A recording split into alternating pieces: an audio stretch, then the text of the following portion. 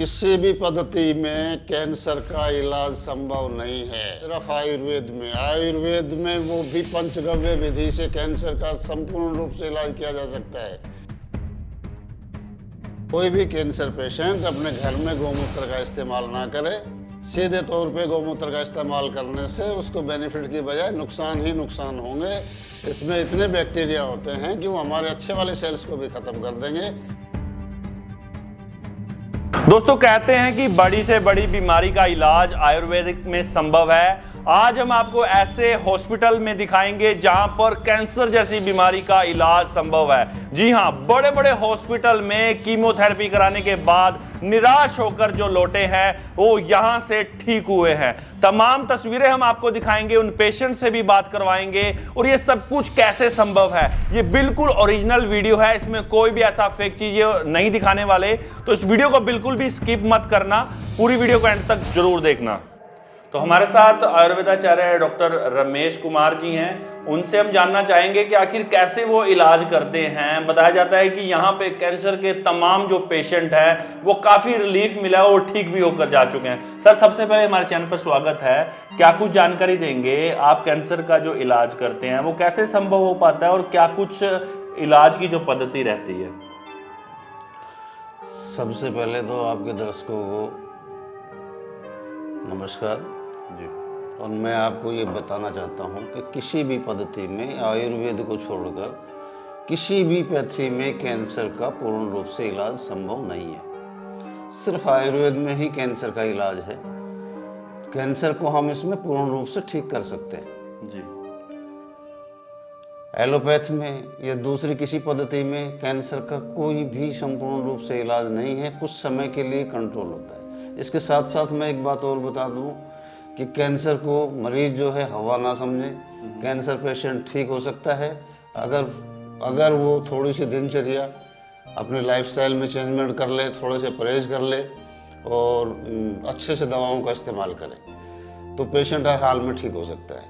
बाकी किसी भी, मैंने बताया कि किसी भी पद्धति में पूर्ण रूप से इलाज नहीं है, सिर्फ आयुर्वेद को छोड़कर। आयुर्वेद में ये जो दवाइयाँ आपके सामने रखी हैं ये सब पंचगव्य विधि से तैयार की गई हैं।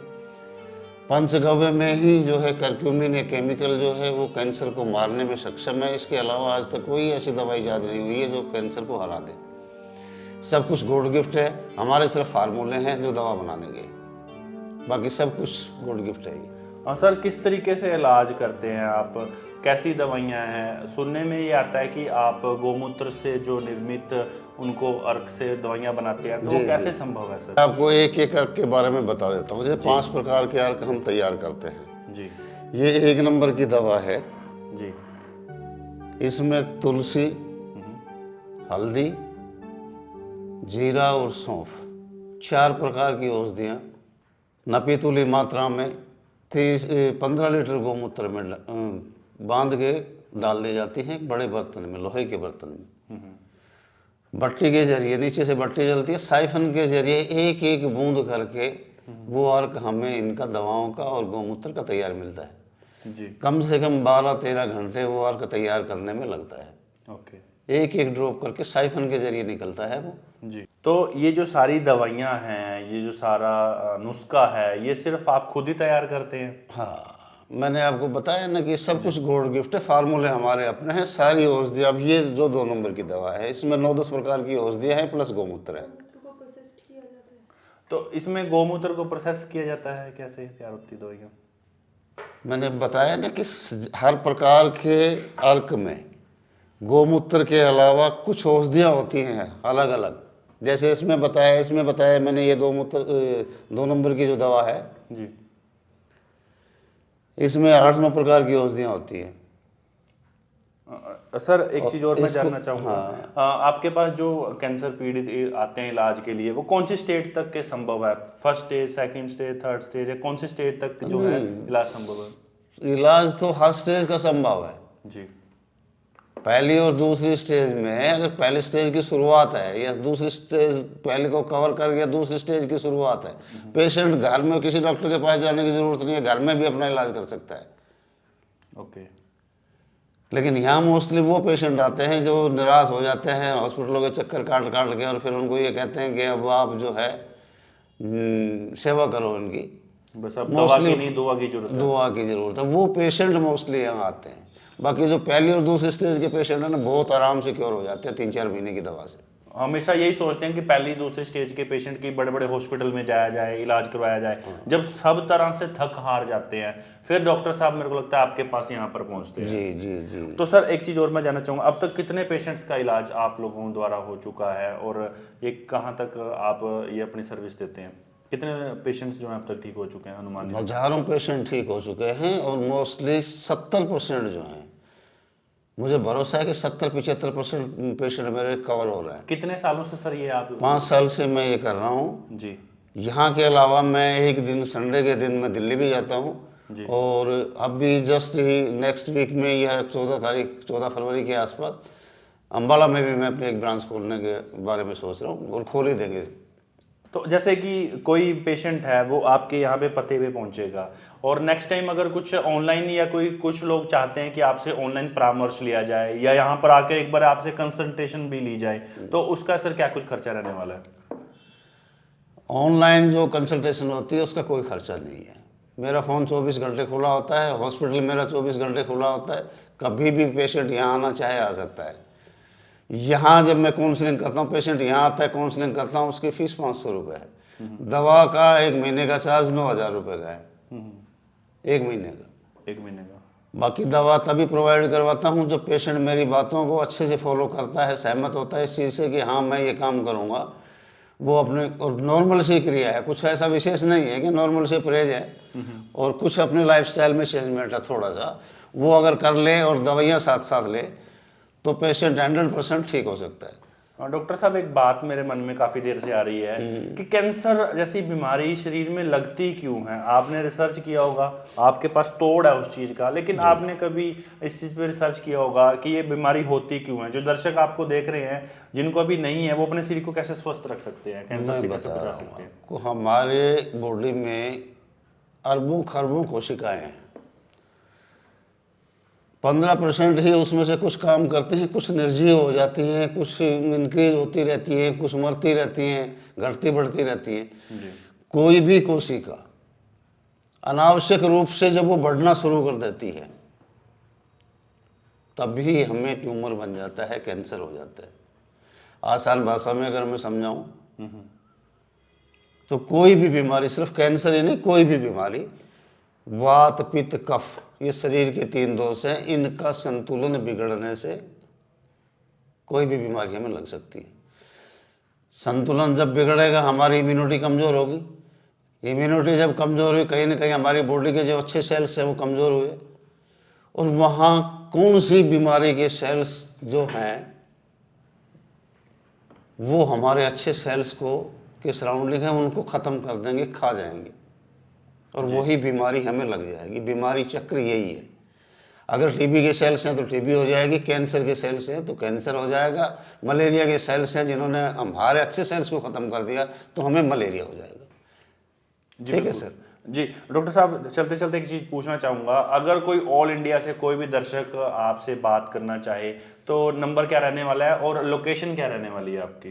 डिस्ट्रिक्ट महेंद्रगढ़ है, एट द स्पॉट जहाँ हम बैठे हैं ये कस्बा अटेली मंडी है जी। रेवाड़ी और नारनौल के बीच में है, हरियाणा में है। रेवाड़ी से 30 किलोमीटर, नारनौल से 15 किलोमीटर पहले, रेवाड़ी से 30 किलोमीटर आगे, यानी कि दोनों के बीच में।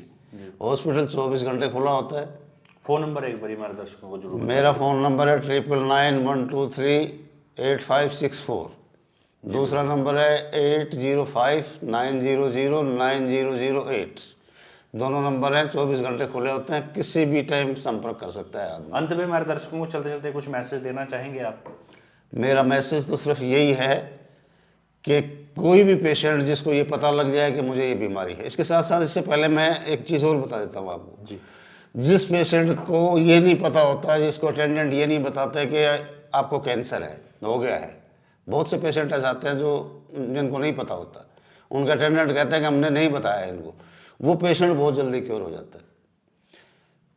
कुछ पेशेंट ऐसे होते हैं जिनको पता होते हुए भी कि मुझे कैंसर है, और वो दृढ़ निश्चय कर लेता है कि मुझे वो देखता है, अपने फैमिली को देखता है, अपने यार दोस्तों को देखता है, अपने रिश्तेदारों को देखता है, ठीक है, दुनियादारी को देखते हुए वो दृढ़ निश्चय ये कर लेता है कि मुझे ठीक होना है, डेफिनेटली ठीक होता है, कैंसर को हरा देता है।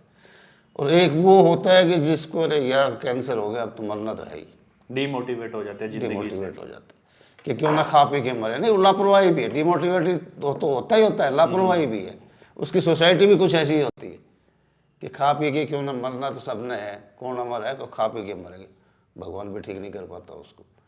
इसके साथ साथ मेरा मैसेज ये है कि कोई भी आदमी, मैं किसी पैथी की बुराई नहीं कर रहा, किसी भी अच्छे आयुर्वेदाचार्य से अपना ट्रीटमेंट लें। मैं नहीं कहता मेरे पास ही आए, अच्छे आयुर्वेदाचार्य से, सिर्फ आयुर्वेद में इस चीज़ का इलाज है और किसी भी पद्धति में कैंसर का इलाज संभव नहीं है। इसके साथ साथ ये और कहूँगा कि किसी के कहने से खाली गौमूत्र का सेवन कोई आदमी ना करे, क्योंकि ऐसे पेशेंट मेरे पास बहुत आते हैं जो कहते हैं कि गौमूत्र से हम लगातार इस्तेमाल कर रहे हैं गौमूत्र को, 6 महीने हो गए, 8 महीने हो गए, लेकिन आराम नहीं मिल रहा। ये ठीक है, सच्चाई है कि गौमूत्र में वो केमिकल पाया जाता है जो कैंसर को हराने में सक्षम है, लेकिन कैसा हो, किस प्रकार का हो, कब का हो, कैसे बनाना है, उसको कैसे लेना है, उसके बारे में पेशेंट को जानकारी नहीं होती, उससे उसको उल्टा नुकसान होता है। गौमूत्र में इतने बैक्टीरिया होते हैं, हमारे अच्छे सेल्स को भी ख़त्म कर देते हैं। तो अपनी मर्जी से सीधे तौर पे गौमूत्र का इस्तेमाल ना करें। अगर गौमूत्र का इस्तेमाल करना है, उसको अपने घर में ही थोड़ा बहुत रिलीफ लेना है, ठीक नहीं होगा लेकिन कुछ उसको आराम मिलेगा टेम्परेरी तौर पे।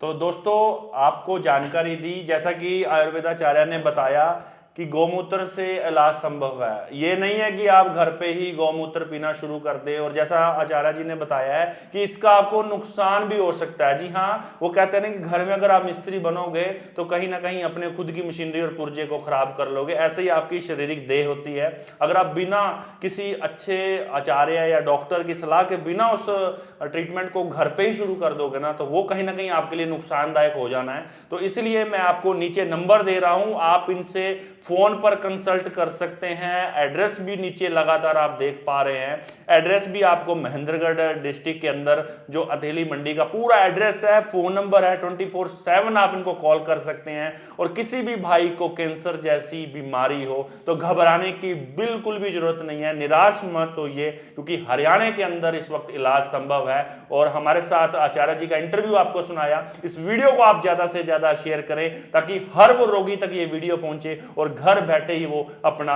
इलाज करवा सके। HR71 के लिए महेंद्रगढ़ से सरनजीत सिंह। नाम रविंदर है, मैं रेवाड़ी का रहने वाला हूँ। मेरे कैंसर की दिक्कत थी लीवर में, तो पहले मैं दिल्ली से इलाज चल रहा था मेरा, वहाँ मेरे कोई फर्क नहीं पड़ा, पैसे भी बहुत लगा दिए। फिर किसी जानकार ने बताया कि अटेली मंडी में है हॉस्पिटल, मेरा यहाँ से इलाज चल रहा है, यहाँ 50% मेरे को फर्क है, 4-5 महीने से इलाज चल रहा है मेरा यहाँ।